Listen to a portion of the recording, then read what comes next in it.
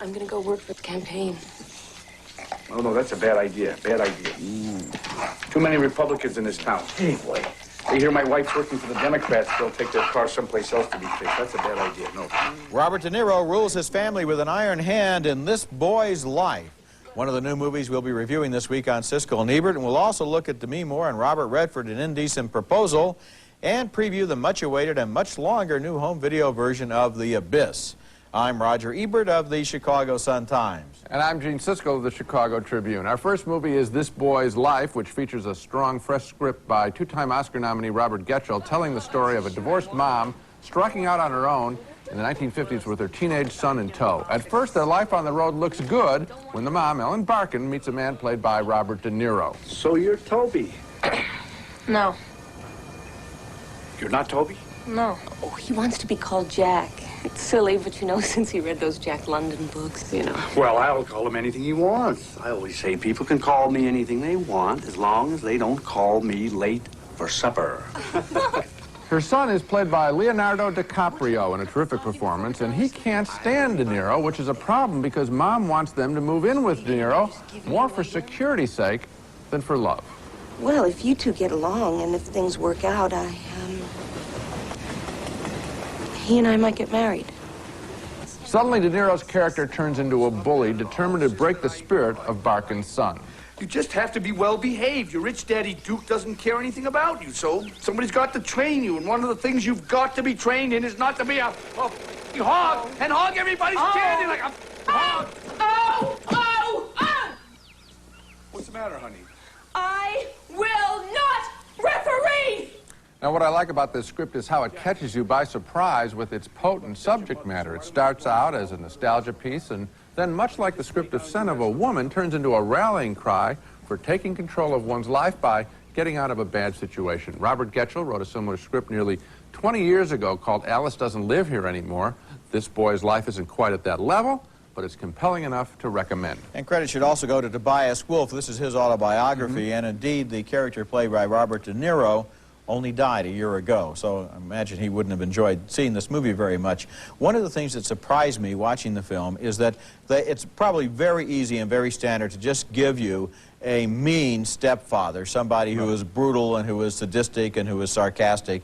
But what's done here with the script and with De Niro's performance is much more subtle than that. The mind games that this guy plays on his adopted son, the way that he sets up logic, and so he can just prove by the logic of his arguments that he's right and the son is wrong, even though the son has never bought into that logic in the first place. So that time after time in this movie, I found myself really squirming with sympathy for this kid because he's trapped by this guy's verbal games. It's a great De Niro performance. Well, the other thing that I think works here is that frequently in situations like this, and I'm thinking of like Sleeping with the Enemy, where you say, well, now come on, why hasn't she gotten out of this a long time ago? Here we see it develop. We see the introduction of the situation, and we see in a credible fashion them get trapped into this situation. And Barkin is clearly in it for security, and so her motives aren't the purest either, and so she pays for that. And it's logical and works very well. And this young man, DiCaprio, good job. It's a good performance in a very good movie. Okay, next movie, and our next film is a whimsical charmer named The Sandlot that, oddly enough, paints a completely different, opposite, much happier portrait of a young preteen. The movie takes place in the early 1960s in a never-never land of an idealized American small town where a new kid in the neighborhood would love to play baseball but is utterly ignorant of the game. Just stand there and stick your glove out in the air. I'll take care of it. About time, Benny. My claws are going out of style. That's Tom Gyrie as Scotty, the would-be ball player. Encouraged by the bigger kid who lives to play baseball, he eventually does become a teammate and friend of the others in adventures like this one, where one of the kids proves he will do anything to attract the attention of the sexy lifeguard. Okay, I got it. Come on up, Wendy. Everybody move back. Move back. Should I roll him over? Never mind, never mind.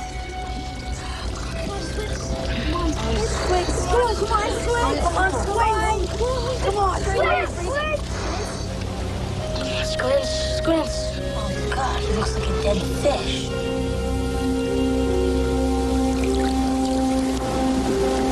Scotty borrows an autographed baseball from his stepfather and is horrified when it gets hit into the next yard. Yeah, she even signed her name on it. Some lady named Ruth. Baby Ruth. Baby Ruth! Why can't they just go next door and get the ball? Well, because the yard is guarded by a dog so ferocious that is known only as the Beast. So they try harebrained schemes to get the ball back. Close, catapult. Catapult's closed. You're gonna get it, come on. Ah! Fire! The movie has a nice comic rhythm, getting its laughs from exaggeration and pure fantasy in those inventions where they're trying to get the ball back, instead of bogging down in a lot of dumb plot points. And I can't tell you how relieved I was when The Sandlot did not end with the kids winning the big game, or indeed even playing the big game. This movie is a little treasure. Well, I like that too. I was expecting it to go in that direction. Yeah. That was fresh. I enjoyed the film. I enjoyed the spirit of it. That you're talking about the big animal behind the fence. I mean, and you see it in a shadow at one point. You hear the monster growls. I like the film. There are a couple of little points that just bugged me because I thought they could have had really something special. Babe Ruth is misspelled on the baseball by one of the kids who should know better. The kid doesn't know who Babe Ruth is, but then he knows his real name is George Herman Ruth in another scene. They're all little kinds of mistakes in the picture. I still liked it. I think he finds out that it's George Herman Ruth. Yeah, it does, we don't see that. Well, obviously he does, but yeah. we don't see any justification. Well, I think those are very minor points. There are others too. This is a genuinely entertaining film. It's an enjoyable film. Coming up next, certain to be one of the most talked about movies of the year, Robert Redford is willing to pay $1 million to sleep with another man's wife, Demi Moore, in Indecent Proposal. Would you mind lending me your wife? Excuse me? You're a lucky man, because I got money, I got security, I have businesses, but you have something that I just don't have. Well, I guess there's limits to what money can buy. Not many. Demi Moore and her struggling architect husband Woody Harrelson need money, and billionaire Robert Redford has plenty of cash he's willing to give them, $1 million in fact, if he can spend a night with Demi Moore. That's the provocative premise of Indecent Proposal, which is a potboiler that is certainly watchable, but it doesn't make a whole lot of sense. Harrelson and Moore try to go to Vegas to earn some fast money. They're not too smart, right? And before long, they're busted. Too late, young lady. Billionaire Redford has been watching Moore and is drawn to her. He sees some really big stakes games he can play, messing with a human being. Suppose I were to offer you $1 million for one night with your wife.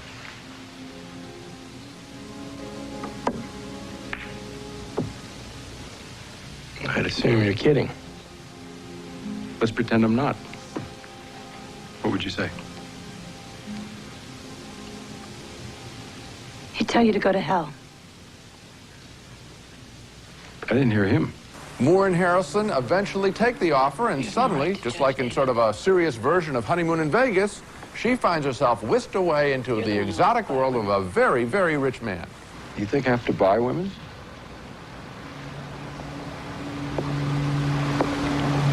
By me, then. I bought you because you said you couldn't be bought. I can't be bought. After the date, the relationship between Harrelson and Moore becomes strained. You can't stop thinking about him, can you? You won't let me. Can you, Dee? What are you doing going through my wallet anyway? I don't trust you. Well, you know what? I don't trust you either. Well, then we're even. Now, I will acknowledge that I got caught up in the film. It's hard not to with these beautiful stars, all three of them. But at the same time, the film didn't make much sense. I mean, why not have a scene where Moore and Harrelson just talk about doing it for a lark? Why not have them minimize Redford's impact, scheme a little bit on their own? Why is everything so serious? Why does she have to play a dumb bunny in the picture? Ever since the success of Pretty Woman, we've been getting a lot of women's makeover movies. The current remake of Born Yesterday and now this. Why can't a woman be as smart as a man right from the get-go in a film? It's a close call for me, but thumbs down on Indecent Boy, Gene, Proposal. first of all, Demi Moore is the smartest person in this movie. She's smarter than any of the men in the movie. And secondly, your notion, yes, she is. You think she, in other words, how can you say, that, let's stop right there. How can you say she's the smartest one when she doesn't really figure out what Redford's up to? She has figured out exactly what Redford is up to, and she also, her problem is she doesn't realize that Woody Harrelson is going to have such a change of heart after the adventure that they have that night. Well, why wouldn't she figure that out? I mean, that's, you know, how are you going to feel about it thereafter? I mean, that's a pretty obvious thing if you're married to somebody. Now, do you seriously believe that any married couple could do this just for a lark? Yes. I mean, because I don't. Yes, I do. You really do? Yes. And you think it would have been a better movie if it had been done just for a lark instead of taking it seriously? No, I said that what they should have done is think about that. I think the average couple would think about that. The average couple would think about, why don't you just sleep with this millionaire for a lark? Yes. You really think so? Think and she'd say, oh, I'll just do it for fun, right? Yes, I think that would be the basis on which people would do it. Because the whole movie is about the ethical implications here to themselves and to their marriage. Of course. And if they didn't care, do you think that would make it a better movie? No, I think that should be discussed. I think that would be logical. It would still have the same impact. There's a missing scene. There's a missing attitude about those two characters. Criticisms would make this into a much less compelling movie. It's important that they take faithfulness seriously in order to make the whole movie work. I think that's the most obvious way to go. I'm trying to make it a little fresh, a little more lifelike. When we come back, Bodies, Rest, and Motion. It's about that generation in between the yuppies and the MTV crowd that the media calls Generation X. Who is this guy? Painter. Sid.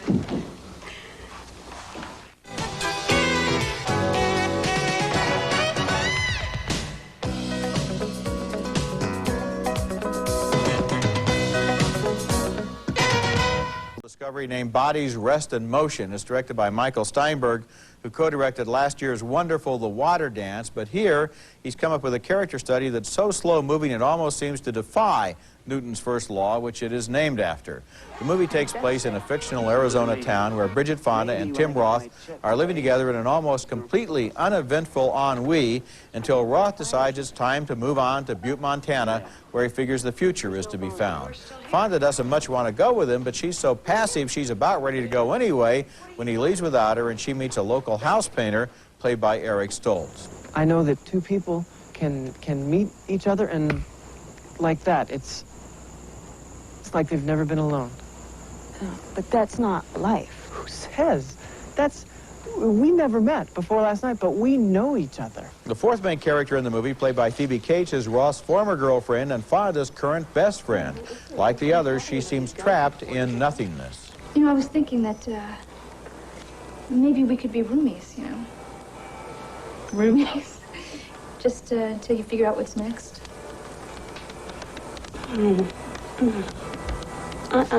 I can't. Why not?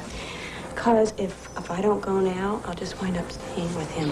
He gets to me too much, you know. Generation X, the people now in their late 20s and early 30s, have been complaining for years that they missed the boat, that the promise of America happened for the baby boomers, but not for them. Bodies, Rest, and Motion, which is intended as a portrait of their plight, actually does a better job of explaining why they got that way. The reason they got left behind, if this movie can be trusted, is because of their lazy self-absorption, their lack of energy and hope, and a paralysis of the will. Of course, that's an unfair exaggeration, and I wouldn't apply that to everyone who's a member of Generation X, just to the 4 members in this film. The movie seems to justify it. The performances are very good, and the direction does them justice, but the movie seems to go nowhere, and I guess that's the idea, but it wasn't very entertaining. Well, I'm not a big fan of the film. The character that I thought was the weakest was the Tim Roth character. At least with Bridget Fonda and Eric Stoltz, you see two people who are struggling about whether they should get energized and do something. And so the movie does have an import to it, and there's those two characters. But the Tim Roth character just is underwritten, and he's just there to be sort of repellent and a little tool to move around the place. At the same time, I thought it was extremely well directed. This Michael Steinberg has a great eye, and on a visual basis and on an editing basis, it's a very inventive picture. I just wish he'd found two more interesting characters. He has two dullets in it. I did say it was well directed, and one thing that I liked about the performances and the direction is there's an ability to get little moments exactly right. And in Fonda in particular, I noticed little reactions or ways that she listened that seem to be very well observed. It's not a glamour girl role for her either, and so she's to be commended for that. A close call, but thumbs down for me. Coming up next, nearly a half hour of new footage has been restored to The Abyss, the spectacular 1989 underwater thriller. We'll look at the new version of the film and decide if it's really been improved.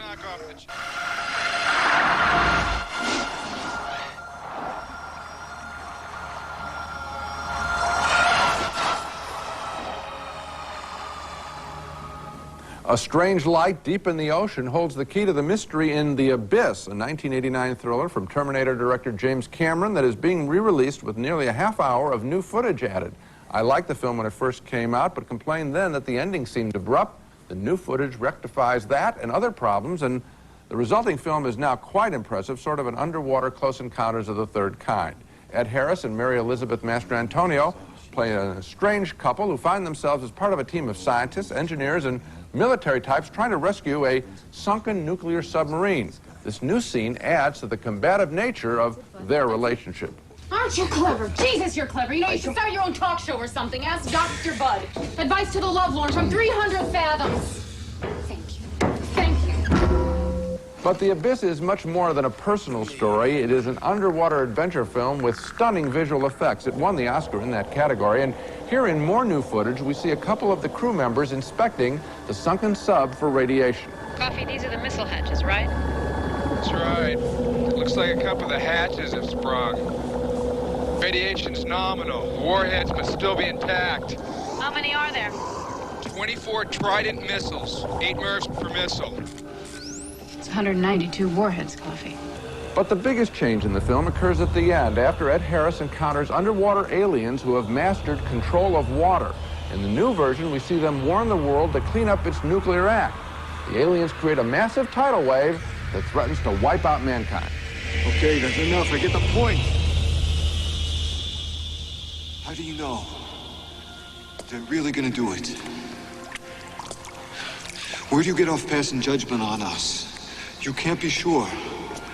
How do you know? In the director's cut of The Abyss, that sequence lasts 2.5 minutes and was cut for time in the original because it didn't test well. But frankly, I think the movie needs that explanation. It adds weight to now a nearly 3-hour film that at times is in danger of becoming more of a special effects exercise than a human story.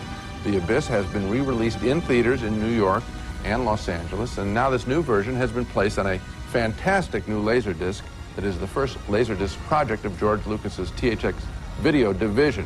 It's as good a transfer as I've ever seen. I suggest you check it out because The Abyss has been improved. You know, Cameron said in interviews about this new version that when the first movie came out, it was his cut. They didn't force him to cut it, but he felt he wanted to concentrate on the relationship between Harris and Mastrantonio instead of on what the aliens were doing down there. And I agree with you that this makes the movie seem more well-rounded, yes. And it also puts back into the film a lot of very impressive special effects. Absolutely. And a vision of these people who live on our planet and share, you know, our seas with us, but have a totally different idea about what we're doing. Yeah, it was a real eye-opener to see it, and I enjoyed it. And again, if people aren't getting into Laserdisc technology, they're really missing something. This is spectacular to see at home. I was just knocked out. It's the best disc that I've really seen. Okay, when we come back, our video pick of the week, a great classic, is finally available on tape.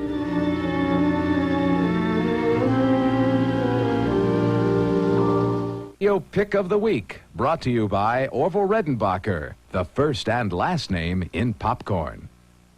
And now it's time for our weekly video selection, and my pick this week is Otto Preminger's great 1944 film noir, Laura, which in its own way has a bigger surprise than The Crying Game and is one of the best-looking Hollywood movies ever made. The movie stars Clifton Webb in the famous role of Waldo Lydecker, a supercilious Broadway gossip columnist who gets involved in Detective Dana Andrews' investigation of the murder of a gorgeous young socialite played by Gene Tierney. Andrews becomes obsessed with the dead woman. You better watch out, McPherson, or you'll end up in a psychiatric ward. I don't think they've ever had a patient who fell in love with a corpse.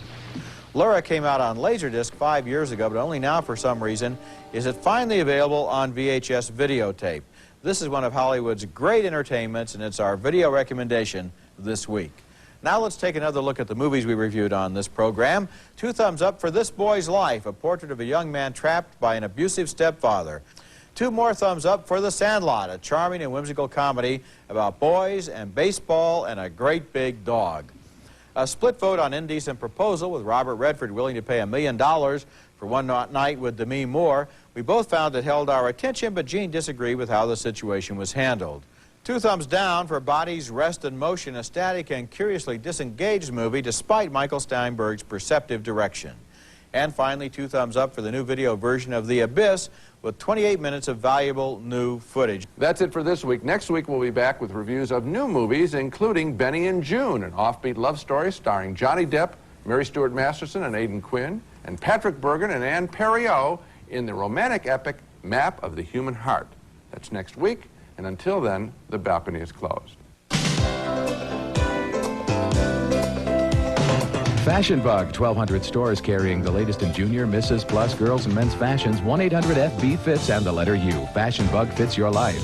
St. Ives Swiss Formula Peaches and Cream Facial Beauty Wash. For a peaches and cream complexion, it's St. Ives Swiss Formula naturally. Easy Spirit Lights, the first light shoe with the right support. Real arch support plus all the cushioning of an athletic shoe. So now you can hit the pavement without the pavement hitting you.